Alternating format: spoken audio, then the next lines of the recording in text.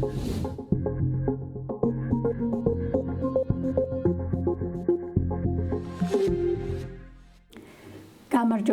გადაცემა სოციალური ჭრილის ეთერშია, რადგან დღეს ხუთშაბათია და ტრადიციულად 3 საათზე ჩვენ თქვენთან შესახვედრად ვემზადებით. მე ვარ მისი წამყვანი თეონა ჭალიძე და დღეს ჩვენი გადაცემის სტუმარი არის ეკატერინე ქარდავა, სამართლის დოქტორი, ჟან მონეს პროფესორი.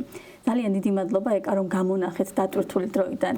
ჩვენთვისაც საკმარისი დრო და გვეწვიათ გადაცემაში. დღეს ჩვენ ვისაუბრებთ თემაზე თუ როგორი არის სოციალური პოლიტიკა ევროკავშირში, ასევე ვისაუბრებთ 2025 წლის ევროკავშირის გაფართოების ანგარიშში საქართველოზე არსებული ჩანაწერების სოციალური პოლიტიკის ნაწილში როგორია და ამ თემების გარშემო მე იმედი მაქვს რომ ეკასგან ჩვენ მივიღებთ ამომწურავ პასუხებს, მინდა რომ გთხოვოთ რომ წარმოიდგინოთ რომ თქვენს წინაშე არის ადამიანი რომელმაც საერთოდ არაფერი არ იცის ამ მიმართულებით და დავიწყოთ ნულიდან. ყველაფერი მოგვიყევით გასაგებ ენაზე, ტერმინები განგვიმარტეთ და მე მინდა რომ იმ მაყურებლებსაც, რომლებსაც შეიძლება ჯერჯერობით კიდევ არ აქვს სათანადო ინფორმაცია ევროკავშირის შესახებ, იმის შესახებ თუ რატომ იღწვის საქართველოს აქამდე ყოველ შემთხვევაში რატომ იბრძოდა იმისთვის რომ ევროკავშირის წევრი გამხდარიყო, რა იყო ამისი განმაპირობებელი მიზეზები. ისმენთ ეკა. პირველ რიგში მოგესალმებით ხალბატონო თეონა, თქვენს მაყურებელს, თქვენს მსმენელს მივესალმები. ძალიან მნიშვნელოვანია რომ ნებისმიერ ფორმატში ვსაუბრობდეთ ევროკავშირზე, იმიტომ რომ ევროკავშირი კარგად არის ასახსნელი საქართველოს მოსახლეობისთვის, ნებისმიერი მოქალაქისთვის, მით უმეტეს ჰიბრიდული, ასე ვთქვათ, სამყაროს პროცესებში. ევროკავშირის სოციალური პოლიტიკა ეს განსაკუთრებული ნაწილია ევროკავშირის ფუნქციონირებაში, იქიდან გამომდინარე, რომ ზუსტად სოციალური პოლიტიკით ევროკავშირი თავის შიდა ბაზრის, სავაჭრო ბაზრის, ეკონომიკური ბაზრის სოციალურ განსხვავებას აძლიერებს, ზრდის და დაჰყავს ეკონომიკის შედეგები თითოეულ ევროკავშირის მოქალაქემდე. ანუ ევროკავშირი ასე ვითარდება, რომ ძალიან მნიშვნელოვანია ბაზარი, ძალიან მნიშვნელოვანია ბევრი ბიზნესი, ბევრი წარმოება, ბევრი მომსახურება, ბევრი კაპიტალის, ასე ვთქვათ, გამომუშავება, ბევრი ვაჭრობა საგარეოში და ერთმანეთში. რა თქმა უნდა, ეს არის ფინანსები, რომელიც აძლიერებს სახელმწიფო საზოგადოებას ნებისმიერ მიმართულებას, მაგრამ ევროკავშირში ასე თვლიან, არ შეიძლება მარტო ბაზარი იყოს ძლიერი, მარტო მეწარმე იყოს ძლიერი, მარტო ბიუჯეტში იყოს შემოსავლები და ბიუჯეტი იყოს ძლიერი, არამედ ეს ყველაფერი უნდა აისახებოდეს თითოეულ ადამიანის ცხოვრებაზე. ანუ ფაქტიურად როგორი კარგია ევროკავშირის ეკონომიკა, მაგის ინდიკატორს ჩვენ ხედავთ თითოეული ოჯახში და თითოეული ადამიანის ცხოვრებაში. ანუ კეთილდღეობა უნდა აისახებოდეს პირდაპირ პროპორციულად. ზოგადად არ არის ასეთი გაგება ევროკავშირში, რომ ბაზარი ცალკე მიდიოდეს, ცალკე ვითარდებოდეს, ცალკე იზრდებოდეს, ის ეკონომიკის ზრდის ნიშნულები აისახებოდეს, მაგრამ ეს პირდაპირ პროპორციულად გავლენას არ ახდენდეს ადამიანის სოციალური კეთილდღეობის ზრდაზე. ეს ერთდროულად უნდა ხდებოდეს. სხვათა შორის ამით განსხვავდება ევროკავშირი ძალიან ბევრი სხვა ქვეყნებისგან, აღმოსავლეთის, აზიის, ჩრდილოეთის ქვეყნებისგან, სადაც ესეთი დიდი კოლაფსი არ არის, ვთქვათ, სიმდიდრესა და სიღარიბეს შორის, არამედ ეს სიმდიდრე ემსახურება ნაკლებად. სხვათა შორის ევროკავშირი არა მხოლოდ ადამიანის მიმართ, მისი კეთილდღეობის მიმართ ორიენტირებულია. აი ეს პოლიტიკა, სოციალური პოლიტიკა აისახება თვითონ ქვეყნების დახმარებაში. ანუ ევროკავშირში ასეთი დევიზია, რომ დიდარი ქვეყნები ნაკლებად განვითარებული ქვეყნების სასარგებლოდ. ანუ სად ახლა ვთქვათ გერმანია, ხომ, სად ახლა ვთქვათ ფინეთი და ცენტრალური ევროპა და სად ახალი წევრი აღმოსავლეთ ევროპის ქვეყნები. გასაგებია, ხო, ისინი თვითონ ევროკავშირში შიგნითაც განვითარების დინამიკას გადიან, ასეთ შემთხვევაში ეს ევროკავშირის ბიუჯეტი, რომელიც ფაქტიურად სოციალური ბიუჯეტია, უფრო მეტად გამოყოფილია იმისთვის, რომ ესეთი ნაკლებად განვითარებული ქვეყნები გაიზარდოს. ზუსტად ესე ადამიანების ცხოვრებაშიც. ევროკავშირის პოლიტიკამ, კარგმა ეკონომიკამ უნდა აჩვენოს, რომ ადამიანიც ვითარდება იმ ეკონომიკასთან ერთად. ძალიან საინტერესოა. მოდით მოვუყვეთ მაყურებელს, ამჟამად რამდენი ქვეყანა არის ევროკავშირის წევრი, როგორი არის მისი გაფართოების პოლიტიკა, საქართველოს სად არის ახლა ამ ეტაპზე და რა გვიშლის ჩვენ ხელს იმაში, რომ გავხდეთ ევროკავშირის წევრები. რა დათქმები არის ის კონკრეტული, თუნდაც მოდით სოციალურ ჭრილში განვიხილოთ ეს ყველაფერი, რაც ჯერჯერობით სამწუხაროდ არის დაყოვნებული და შეჩერებული. რა უნდა გადავლახოთ ყველამ ერთად? სხვათა შორის, ევროკავშირში დღეს 27 წევრი ქვეყანა მინდა ასეთი რაღაცა ვთქვა, რომ ეს ძლიერი ფაქტია. ნებისმიერ სხვა ქვეყანაში, როდესაც ადამიანი ცუდად გრძნობს თავს, ან დიქტატურაში, ან უმცირესობის გამო ავიწროებენ, ან ომი დაიწყო, ან ეკოლოგიური კატასტროფებია, სად მიიწევს ყველა ეს ადამიანი მიგრირებს ევროკავშირისკენ. ეს ფაქტი აჩვენებს იმას, რომ ევროკავშირი ყველაზე სოციალურად დაცული სამყარო არის. თავშესაფარია. ეს ამისგან ვერ ვიტყვი, რომ ევროკავშირი დიდად ბედნიერია, ნამდვილად არა, იმიტომ რომ ევროკავშირში შიგნით ამაზე სულ მიდის ერთმანეთს შორის საუბარი, კამათიც დავა, სხვათა შორის დემოკრატიული სამყაროა და ამიტომაც იქ დაშვებულია ერთმანეთს ეკამათონ და ეს არ არის ნამდვილად აკრძალული, მაგრამ ევროკავშირს ზუსტად ეს ფასეულობა მართავს, თუ ადამიანს უჭირს და ის ჩემთან მოდის, მე უნდა გავუმართო მას დახმარების ხელი. ეს ფაქტი, ძალიან მარტივი ფაქტი, თუნდაც საქართველოშიც ძალიან ბევრმა თავისთავად შეკითხვა რომ დაუსვას, ახლა რომ გაუჭირდეს სად წავა, იტყვიან რომ აგერ ევროპაში წავალ, იქ მოვითხოვ თავშესაფარს. რატომ? უკვე დარწმუნებულები არიან, რომ იქ სოციალური უსაფრთხოება მათთვის იქნება გარანტირებული. თუნდაც ის ელემენტარული, რაც ადამიანის გადარჩენისთვის არის საჭირო. ახლა რომ გავაგრძელოთ თქვენი შეკითხვის ნაწილი, ევროკავშირი 6 ქვეყანამ ჩამოაყალიბა 75 წლის უკან და ის გახსნილი არის წევრობისთვის უკვე 75 წელია და თუ 6-მა ჩამოაყალიბა, შემდგომ 28 იყო, ბრიტანეთი გავიდა და დღეს 27 სახელმწიფო არის. ხო არის ძალიან ლოგიკური შეკითხვა, რატომ შედიოდნენ ქვეყნები, რატო გამოხატავდნენ სურვილს ევროკავშირში გაწევრებისთვის, იმიტომ რომ ევროკავშირში გაწევრების სურვილი გამოხატეს ძლიერმა ქვეყნებმაც. არ არის სწორი, რომ მარტო რო უჭირს ის ქვეყნები შედიან ევროკავშირში, ეს არასწორ წარმოდგენას ქმნის და იმ თავითვე შეიძლება საქართველოში ვიღაცას ეგონოს, რომ რო გვიჭირს, იმიტომ უნდა წავიდეთ. ეს არის იმ ფასეულობებთან მისვლა, იმ ოჯახში მისვლა, სადაც კარგად იგრძნობ თავს, შენს მიმღებიც და ერთად ქმნით ღირებულს და არ ხარ მარტო. ზოგადად იტყვიან, რომ მარტო კაცი ჭამაშიც ასე ვთქვათ, ხო, ანუ არის ესეთი შემთხვევები, რომ რაც არ უნდა დიდებული ადამიანი იყოს, თავისი საქმით, თავისი სულიერებით, თავისი ასე ვთქვათ, უნარებით ადამიანი, თუ ის გარეთ არ გავიდა ვიღაცასთან არ გაზიარდა, ხო, ნიშნავს, რომ ისე წავა ამ ქვეყნიდან ვერავინ ვერ გაიგებს. აი ესეთი ძალიან მარტივი პრინციპი არის, რომ სახელმწიფოს აქვს მოთხოვნილება იყოს ამ ღირსეული სივრცის ნაწილი, ერთად ქმნან უსაფრთხოება, სოციალური კეთილდღეობა, ეკონომიკაზე, თან რაც მთავარია, ეს გაგებაც არის გარე სხვადასხვა ძალების და მტრების წინაშე ისინი ერთად არიან, ხო? ზუსტად ეს განაპირობებს ძალიან მარტივად, ეხლა რო არ ვილაპარაკოთ მაღალფარდოვანი ტერმინებით, თუნდაც მარტივად ეს განაპირობებდა ძალიან ბევრი ქვეყნის მიმართვიანობას ევროკავშირისადმი და მერე გაწევრებას, იმიტომ რომ იქ თუ არის პატარა ქვეყნები, ვთქვათ, როგორიც არის ლატვია, ლიეტუვა, სლოვენია, ხო, არის დიდი ქვეყნები, როგორიც არის მერე მიერთებული ესპანეთი, თუნდაც პოლონეთი და ასე შემდეგ, ხომ? აქედან გამომდინარე, ეს არის დიდი და პატარა ქვეყნების, თუმცა ერთი ფასეულობების ქვეყნების ნაკრები. ეხლა რაც შეეხება გაფართოების ნაწილს. არც იმას არ ვიტყვი, არ მოვიტყუები, რომ ევროკავშირს ძალიან უყვარდეს გაფართოებები. არ ახასიათებს ეს ევროკავშირს.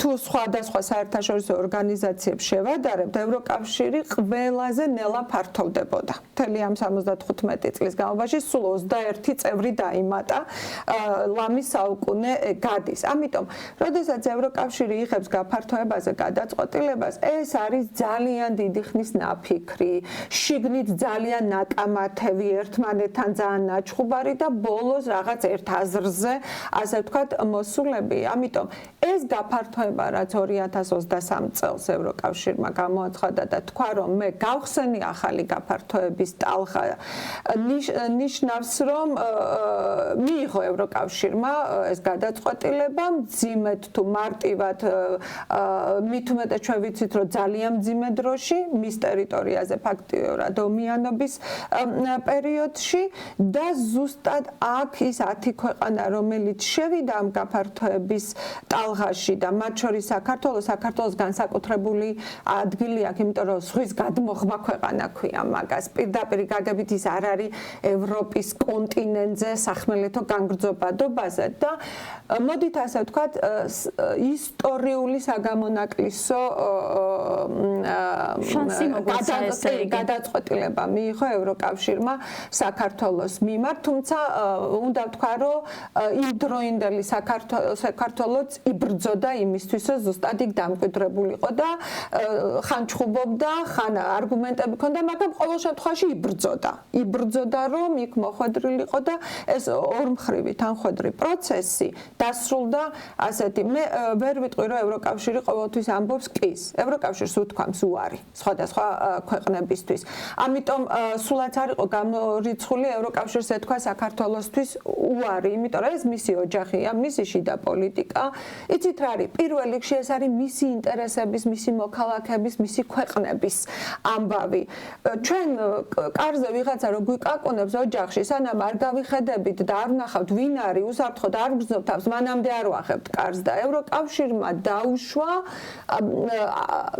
არც თუ ისე ცოტა პრობლემების მქონე 10 ქვეყნის მიმართ გაფართოების, ასე ვთქვათ, გამოცხადება აქედან გამომდინარე საქართველოს ნამდვილად ცა გაიხსნა და დიდი, ასე ვთქვათ, ვარსკვლავის მდგომარეობაში აღმოჩნდა. ეხა სად ვართ? ეხა ვართ ისეთ მდგომარეობაში, უკვე გაფართოების 2003 წელი, 4 წელი, 5 წელი, 3-ვე წელს ევროკავშირი დებს თავის, ასე ვთქვათ, ანგარიშებს თითოეული ქვეყნის მიმართ. სხვათა შორის მინდა გითხრათ, რომ 2003 წლის ანგარიში და 2004 წლის ანგარიში 10-ვე ქვეყნის მიმართ და მე ამაზე გამოქვეყნებული მაქვს სპეციალურად 2 წლის შედარებითი ანალიზის სტატია, ქართულად და ინგლისურად. საქართველო არ იყო არც თუ ესეთ არასახარბიელო მდგომარეობაში. ანუ მას ეკავა განვითარების თავისი საშუალო დინამიკას აჩვენებდა, ზოგიერთ სფეროში სხვა ქვეყნებზე უკეთეს დინამიკას აჩვენებდა, კი ზოგიერთ ნაწილში, ვთქვათ, გაწევრების ფუნდამენტები, იცით ეს მართლმსაჯულების სფერო, კანონის უზენაესობა და ამ ნაწილში აჩვენებდა საშუალო განვითარებას, თუმცა იგივე მდგომარეობაში სხვა ქვეყნებიც. აი 2025 წლის ანგარიში ფაქტიურად პირველია არა მარტო თუნდაც გაფართოების ნაწილში. ევროკავშირი საქართველოს აფასებს 2007 წლიდან. და მე თითოეული წლის შეფასებას ვსწავლობ და მოვყვები ასე დინამიკაში. პირველია, როდესაც საქართველოს მიმართ ასეთი შეფასება დაიდო, რაც საკმაოდ მტკივნეულია. ამიტომ ეხლა ვართ ასე მდგომარეობაში, ძალიან გულწრფელად, ძალიან ხიად შესთავაზა ევროკავშირმა საქართველოს, რომ დავიწყოთ აღებული ვალდებულებების შესრულება, მოქმედება. აქ არ არის საუბარი 100%-ით უცებ რაღაცა გააკეთოთ. ახლა თქვენ რო ნახოთ თურქეთის ანგარიში, ბოსნია და ჰერცეგოვინას ანგარიში, სხვათა შორის არც უკრაინასთან იხევს უკან ევროკავშირი მოლდოვასთან. ანუ მიუხედავად იმისა, ხო შეიძლება ითქვას, რომ უკრაინა ომშია და რაღა მისი შეფასების დრო არა აფასებს და იქაც არის რეკომენდაციები, ერთგვარი საყვედურებიც და პრობლემები პრობლემებზე მითითება. ეს საკმაოდ ერთი სტრუქტურით, ერთი სისტემით და ერთნაირად დაწერილი. ანუ არავის უკან არ იხევს, იმიტომ რომ ევროკავშირმა თქვა, ეს უნდა იყოს დამსახურებაზე დაფუძნებული, მართლა პროგრესზე. ამიტომ მნიშვნელობა აქვს მოძრაობას, მოქმედებას და რა თქმა უნდა ამ წუთას ჩვენ ვართ იმ მდგომარეობაში, რომ მიღწეული შენარჩუნებულია, სხვათა შორის ვერ მოვასწარი ბოლომდე, კარგი 100 გვერდიანი ანგარიში არის, მაგრამ წინა ანგარიშებს რო ვიცნობდი და ახლანდელ ანგარის გადავხედე, ის მიღწეული შენარჩუნებულია და ასახულია საქართველოსთან მიმართებით, ნებისმიერი დადებითი რაც ქონდა საქართველოს დაკარგული არ არის, მაგრამ გაჩერება აი ამას აჩვენებს. ის მიღწეული არის უბრალოდ შენარჩუნებული და ზოგ ნაწილში უკუსვლა არის და აი პროგრესი არ არის. აი ეს არის ეს ერთადერთი ფაქტიურად საქართველოსთან მიმართებით გაიწერა. ეკა, მოდით ვისაუბროთ მაშინ კიდევ უფრო დეტალურად ევროკავშირში როგორი არის მაგალითად მინიმალური ანაზღაურება, ასოცირების შეთანხმებაში არსებული შრომის სტანდარტები როგორი არის და ამ ჭრილში რა სიგრძნობდნენ მოქალაქეები, რიგითი ადამიანები, თუ კი ეს ქვეყანა იქნებოდა ევროკავშირის წევრი. ევროკავშირი თავიდანვე უნდა ითქვას, რომ ყველაფერს არ არეგულირებს. ანუ საქართველოში ესეც ძალიან არასწორად გაგებულია. ხშირად გონიათ, რომ ევროკავშირი ყველა სფეროში ყველა კანონს ეხება და ყველაფერს იღებს. არა. ევროკავშირი მარტო იმ ძირეულ და ფუნდამენტურს ეხება, რაც მინიმალური სტანდარტით უნდა იყოს განსაზღვრული და დანარჩენი წევრი ქვეყნების მოქმედების, კანონმდებლობის, საკანონმდებლო საქმიანობის, აღსრულების და თუნდაც პასუხისმგებლობის, ასე ვთქვათ, დაწესების საკითხია. ამიტომ სოციალურ პოლიტიკაში ევროკავშირს ყველაფრის მიმართ არ აქვს აღებული, ასე ვთქვათ, სტანდარტების დადგენის კომპეტენცია, მაგრამ რაშიც დადგენილია ესეც ყოფნის იმას, რომ 27-ვე ქვეყანაში თანაბრად განვითარდეს აი სოციალური დაცვის პროცესები. სხვათა შორის ეს რაც ევროკავშირის სოციალურ პოლიტიკაში ეხება, აისახა კიდევაც ასოცირების შეთანხმებაში. რა არის ეს? სხვათა შორის ბოლო ანგარიშიც ხაზგასმულია. ევროკავშირი ამ სფეროში მხოლოდ მინიმალურ სტანდარტებს ეხება. ეს არ არის მაქსიმალური სტანდარტების საკითხი. ამიტომ ჩვენ მინიმალურ სტანდარტს პოლონეთში და ფინეთში ერთნაირად ვერ ვნახავთ. ორივეს მინიმალური სტანდარტი აქვს დაცული, მაგრამ პოლონეთი თქვა თუ უფრო შეიძლება ახლოს იყოს მინიმალურ სტანდარტთან, ფინეთი უკვე დაცდა ამას. ხვდებით? თავარია სოციალური დემპინგი არ იყოს. ეს არის დასაქმების სტაბილურობის საკითხი, ელემენტარული იმით, რომ დადე უვადო ხელშეკრულებები და ვადიანი მხოლოდ გამონაკლის შემთხვევაში დადე. ხო, ჩვენთან როგორ არის? დადე ვადიანი და უვადო მხოლოდ გამონაკლისში, ხო? ეს ეხება საჯარო სამსახურებსაც და ნებისმიერ საჯარო სამსახური საერთოდ უვადოდ ითვლება. სხვათა შორის საჯარო სამსახურთან დაკავშირებით ევროკავშირის კანონები, საჯარო მმართველობასთან დაკავშირებით ევროკავშირის კანონები არ აქვს, უფრო პრინციპები აქვს და ამიტომ ყველა ქვეყნის საჯარო მმართველობა ძალიან ინდივიდუალური და ძალიან განსხვავებულია, მაგრამ სტაბილურობის და სოციალური უსაფრთხოების საკითხი საყოველთაოა. ამას არ აქვს მნიშვნელობა საჯაროა თუ კერძო. იგივე დედების და დეკრეტული სანამ მაგ საკითხზე გადავიდოდეთ, ეგ აი მინიმალურ ანაზღაურებაზეც ისევ ამ შრომის პოლიტიკის ნაწილში ევროკავშირმა მიიღო საქართველოში რამდენი გვაქვს მინიმალური ანაზღაურება დადგენილი, ეგეც გითხარით? ევროკავშირმა მიიღო მინიმალური ანაზღაურების შესახებ დირექტივა, მაგრამ რა თქმა უნდა რაოდენობრივად არ მიუთითა მინიმალური. სხვათა შორის ამ დირექტივაში ასახა, რომ ისედაც აქვთო წევრ ქვეყნებსო ზოგს კანონიო, ზოგს პრაქტიკაო, მაგრამ ვისაც თუნდაც პრაქტიკა აქვს, სასურველი იქნება საკანონმდებლო მინიმუმიც კონდესო. ეს მინიმუმი არის ის, რაც თითოეული ქვეყნის ბაზრის სამომხმარებლო ფასების და მსყიდველობის უნარიანობასთან არის, ასე ვთქვათ, კავშირში, ხო? საარსებო მინიმუმს გულისხმობთ, ხო? კი, რა თქმა უნდა, იმიტომ რომ აი თუნდაც ჩეხეთში თუ არის 764 ევრო მინიმალური ანაზღაურება, პოლონეთში 977 არის, ხო, მინიმალური ანაზღაურება, ესტონეთში 820 არის. რა განაპირობებს ხო ამ სხვაობას? ის რაც მათი ბაზრისთვის, სამომხმარებლო ფასებისთვის და ასე ვთქვათ, სყიდველობის უნარიანობასთან და სამომხმარებლო კალათასთან არის დაკავშირებული. ჩვენთან საქართველოში ჩვენ ფაქტიურად კი გვაქვს მოწესრიგებული 1998 წელს მინიმალური ანაზღაურების საკითხი, მაგრამ იმის შემდეგ არ მომხდარა გადახედვა და ამიტომაც ვამბობთ, რომ არ გვაქვს საკანონმდებლო მოწესრიგება, იმიტომ რომ 20 ლარია ხო დღემდე და სხვათა შორის ეს ძალიან სერიოზული აქტი იყო მაშინ.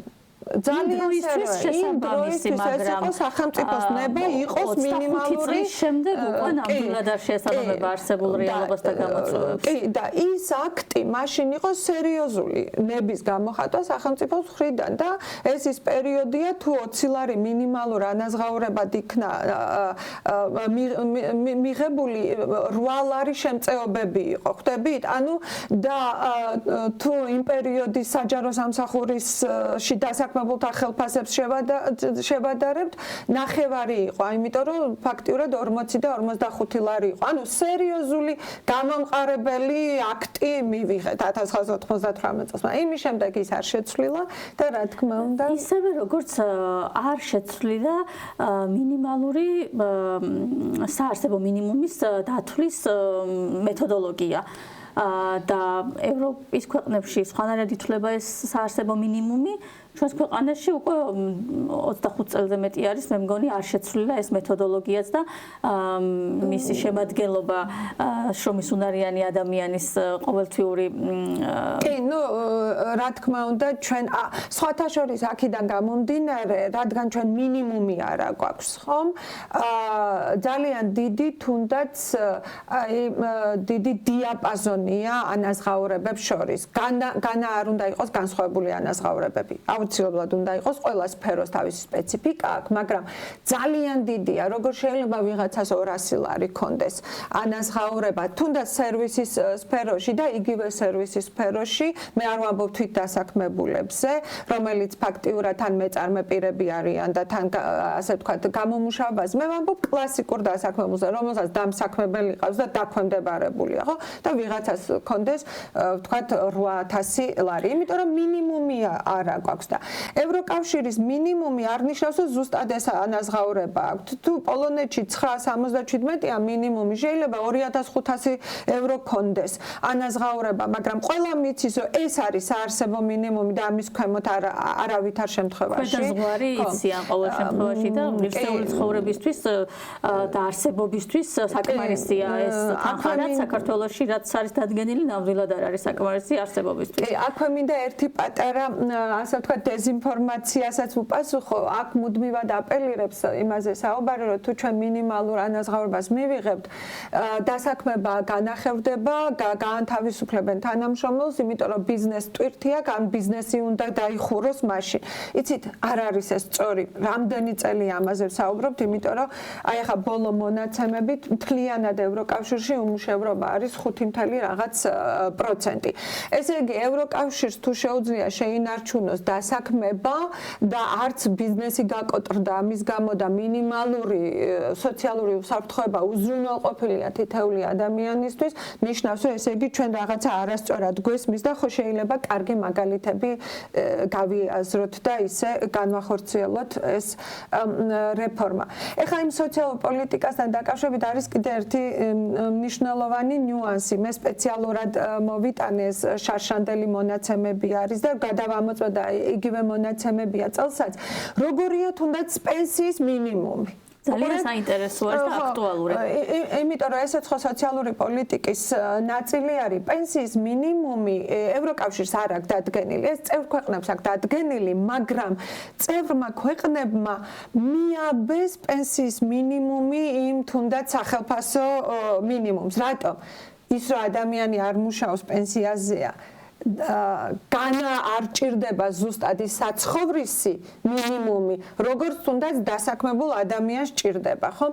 და თქვენ რო ნახოთ მონაცემები, როგორი გათანაბრებულია პენსიები და მინიმალური ანაზღაურებები, აი მაგალითად ესტონეთში თუ მინიმალური ანაზღაურება 820 ევროა, პენსია 680 ევროა. ლიეტუვაში თუ 925 ევროა, პენსია 600 ევროა. ლატვიაში თუ 700 ევროა, პენსია 552 ევროა. ბულგარეთში თუ მინიმალური ხელფასი 477 ევროა, პენსია 427 ევროა. გათანაბრებულია, ხვდებით?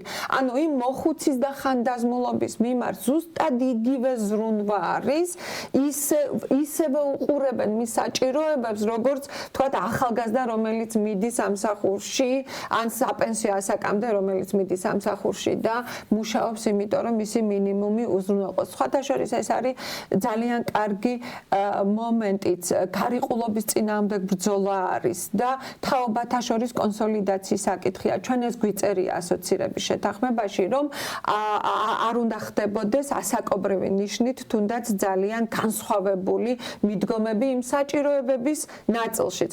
ეს ხომ ძალიან ჰუმანური სოციალური პოლიტიკის, ასე ვთქვათ, საკითხი არის.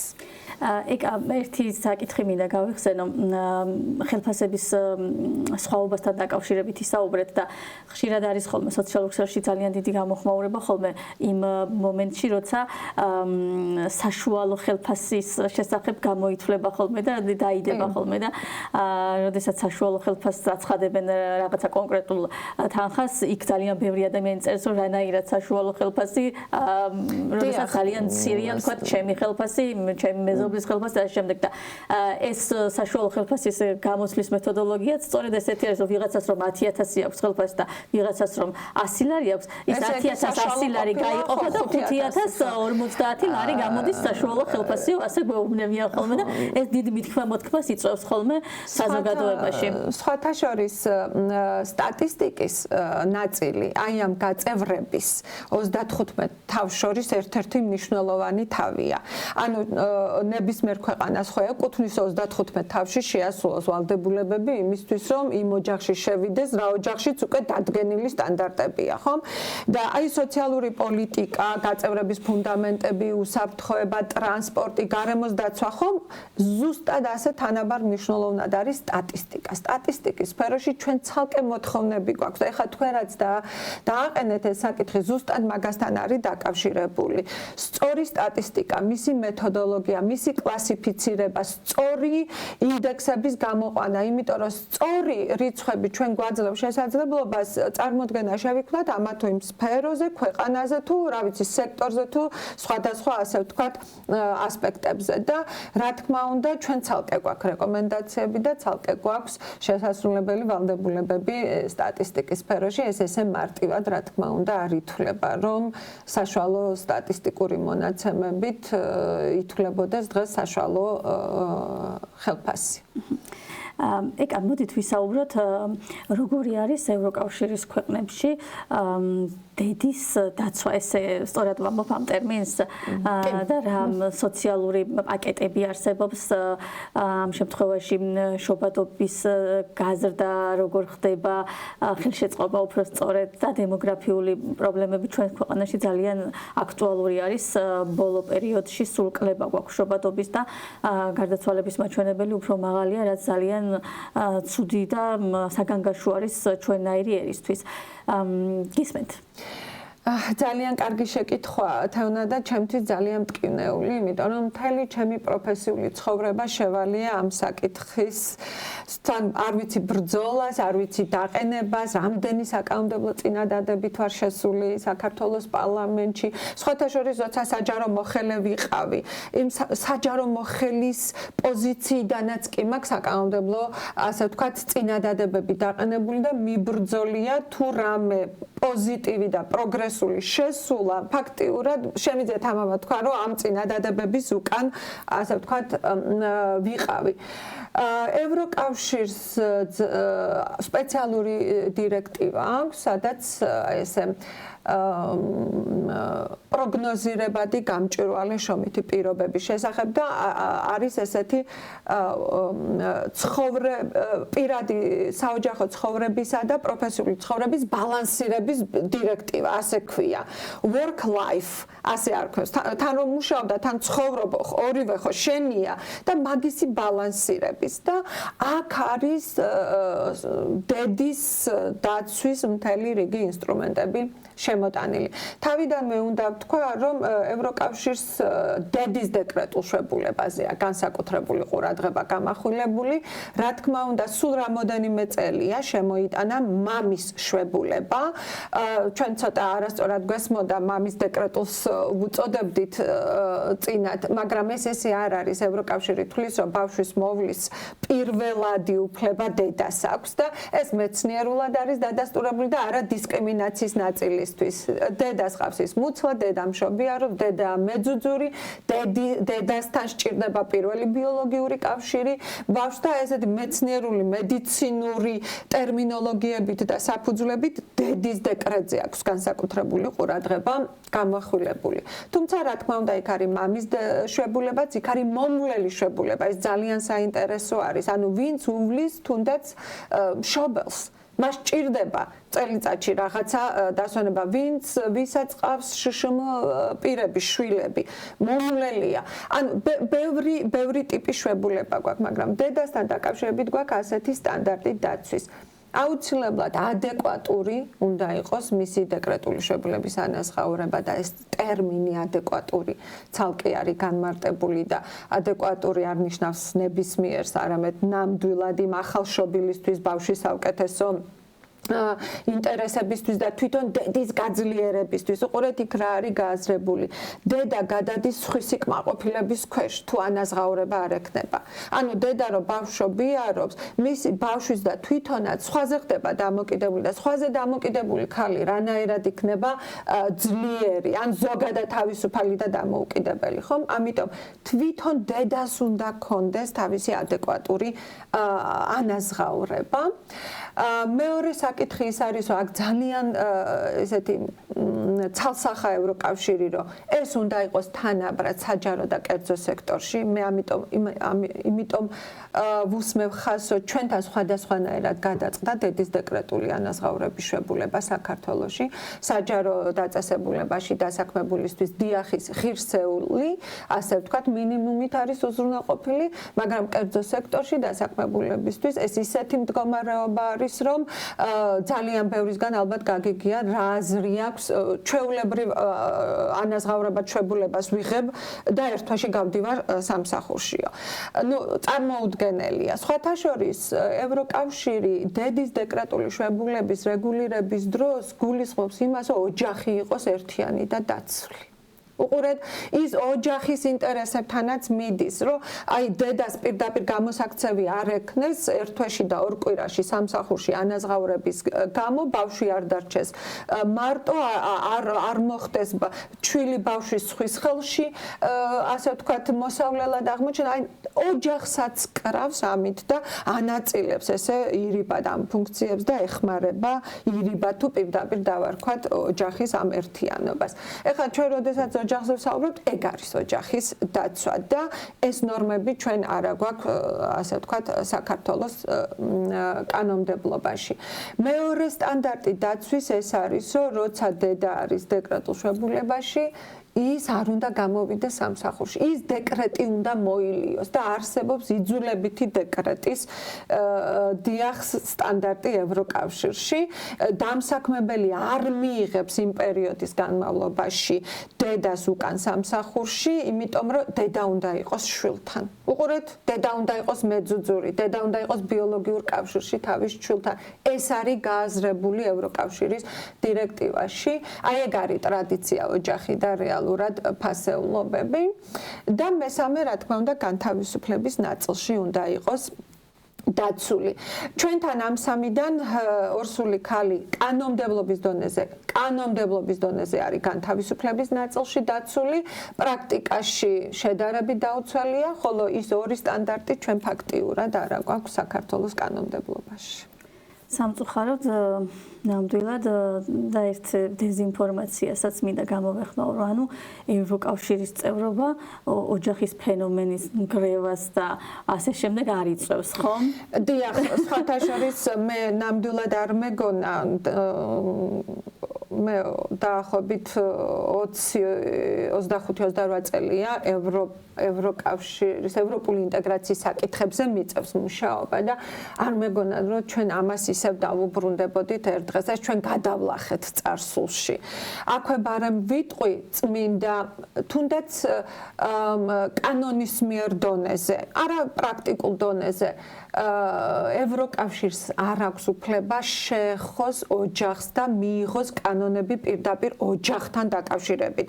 იმიტომ რომ ევროკავშირს არ აძლევს ამ კომპეტენციას არც ერთი 27-ვე წევრი ქვეყანა. ევროკავშირს უნდა მისცენ კომპეტენცია, რომ ევროკავშირმა მიიღოს კანონები. ამიტომ ევროკავშირი ვერ დაარეგულირებს რა არის ოჯახი, რა გაგებაა ოჯახი, ვინ და ვის შორის შეიძლება იყოს ოჯახი, ან როგორ უნდა იყოს ოჯახი, ან როგორ უნდა იყოს თანაცხოვრება. არა, ევროკავშირი ერთადერთი არეგულირებს დასაქმების და პროფესიულ და სოციალურ პოლიტიკას იმისთვის, რომ იყოს ოჯახი ძლიერი, ოჯახს ჰქონდეს კაპიტალი. ჩვენი კონსტანტინე გამსახურდიაც საუბრობდა თავის ძოზე, რატო სჭირდება ოჯახს კაპიტალი, რომ ის იყოს ძლიერი და ზუსტად ძლიერი ოჯახია, მერე ძლიერი სახელმწიფო, ხო?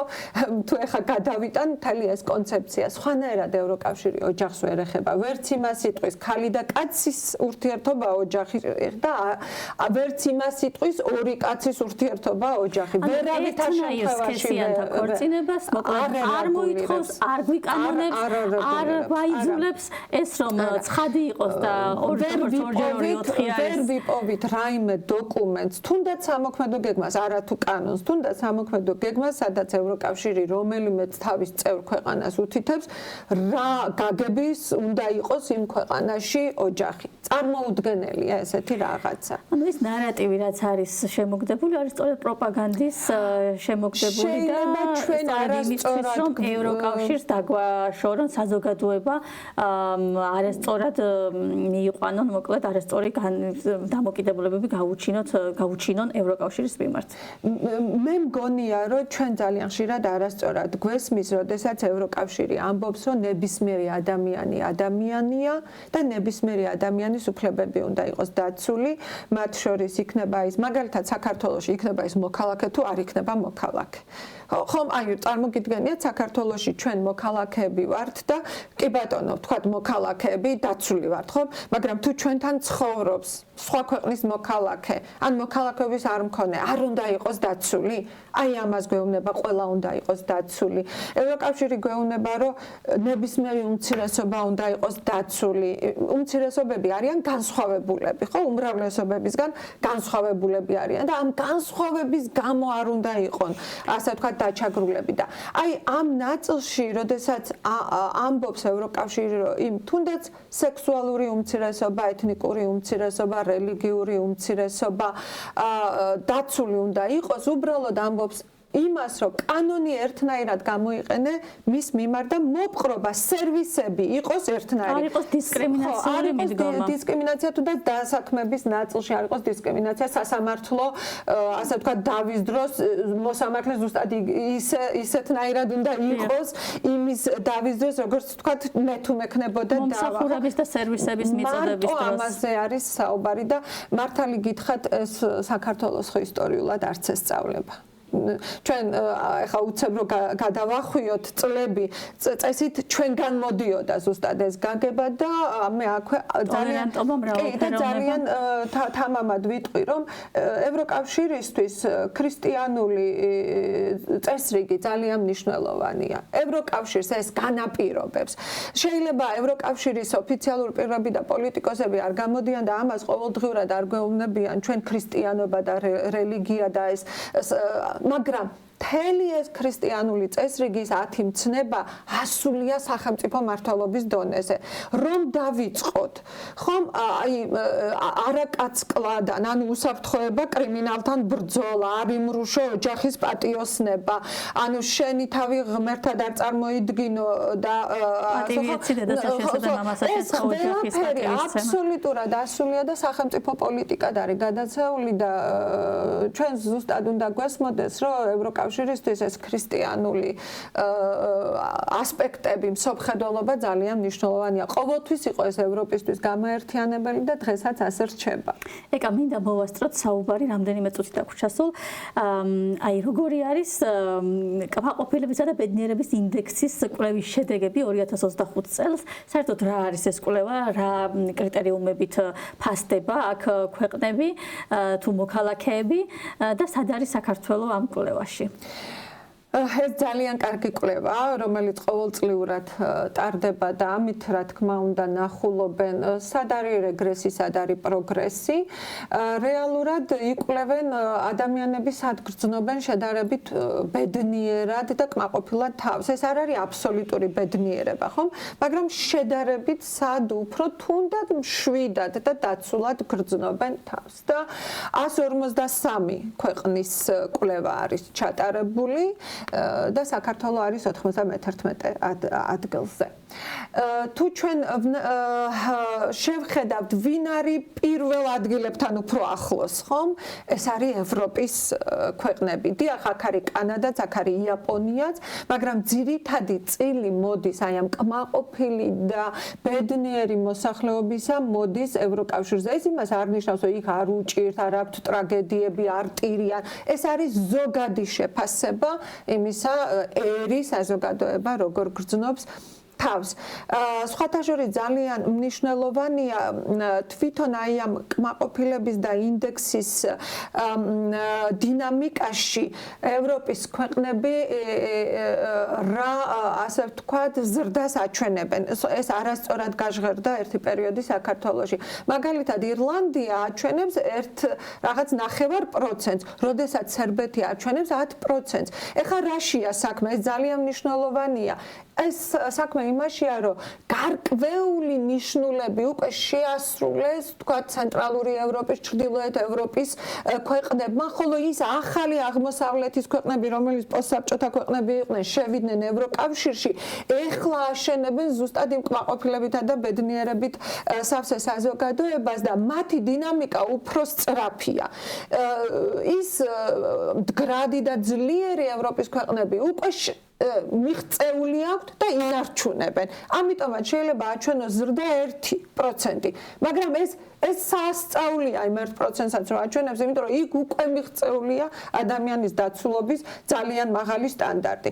ხოლო თუ პოლონეთი, ვთქვათ, სლოვენია, სერბეთი არ არის წევრი, მაგრამ აქ გამოკვლეულია სხვა ქვეყნები, ხო, რომელიც გაფართოების ქვეყნებში აჩვენებს უფრო მაღალ დინამიკას, ნიშნავს, რომ ჯერ მაგათ ნიშნულამდე მისასვლელი აქვს და სწრაფი რეფორმები უნდა განახორციელონ, რომ იმ მინიმალურ სტანდარტს დაუახლოვდნენ. ამიტომ ესეც სწორად გასაგებია. სამწუხაროდ აქ საქართველო 91 ადგილზე და განაპირობებს კმაყოფილებას. სამომხმარებლო ფასები, ამას მინდოდა შევხებოდი, მაგრამ დრო არ ვრჩება. ამას განაპირობებს სტაბილური დასაქმების და შემოსავლის საკითხი. თქვენ წარმოიდგინეთ, ამას განაპირობებს კეთილი გარემო. არა აგრესიული და კეთილი გარემო, ეს ცალკე იზომება. ეხლა რადგინდა მდიდარ და ძლიერ ქვეყანაში ცხოვრობდე, თუ სულ გეშინია, სულ დაძაბული ხარ, თუ სტრესი გაქვს და თუ სულ რაღაცა სასწაული გესმის კიდევ ტელევიზიიდან და ჩვენს გვერდით, ხო? ჯანდაცვის კი, ამას განაპირობებს თუ გაგიჭირდება, გაქვს თუ არა იმედი ვიღაცის. უყურეთ, ესეც კრიტერიუმად არის შესული და აღმოჩნდა, რომ ევროპის ქვეყნებში ძირითადად და ეს იმედი არის სახელმწიფო სტრუქტურები, ან მათი კომუნა, რაღაცა მინი საზოგადოება. აი ასეთი დეტალებისგან შედგება ეს კმაყოფილებისა და ბედნიერების ინდექსის კვლევა და იქ ევროპის ქვეყნებზე უფრო მაღალი წილი მოდის, ხოლო საქართველო 91 ადგილზე 153 ქვეყანაში. სამწუხარო მონაცემია, მაგრამ იმედი დავიტოვოთ, რომ გადავინაცვლებთ წინ მაგ ინდექსით და მაგ კვლევის შედეგებსაც გავაუმჯობესებთ ჩვენს ქვეყანაში და აუცილებლად სხვანაირად არ შეუძლებელია ცხოვრება რწმენის გარეშე, აუცილებლად. ვიმედოვნებ, რომ ჩვენი ქვეყანაც მალე გახდება იმედი ვიქონიოთ, ხო? ევროკავშირის წევრი, იმიტომ რომ ჩვენი ქვეყნისთვის და ხალხის კეთილდღეობისთვის და უსაფრთხოებისთვის ეს ძალიან მნიშვნელოვანია. დიდი მადლობა ეკა დათმობილი დროისთვის, გემშვიდობებით ძვირფასო მაყურებლებო, შევხვდებით ხუთშაბათს 3 საათზე.